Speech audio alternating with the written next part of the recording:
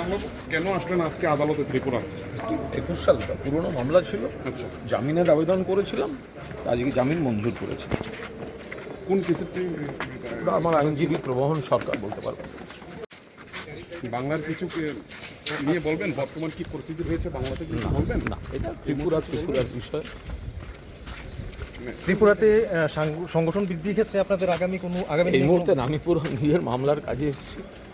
একটি পুরনো মামলা ছিল, বাংলার বর্তমান কি পরিস্থিতি আছে? জামিনের আবেদন করেছিলাম এবং বর্তমান কি পরিস্থিতি আছে বাংলাতে কিছু বলবেন আপনি?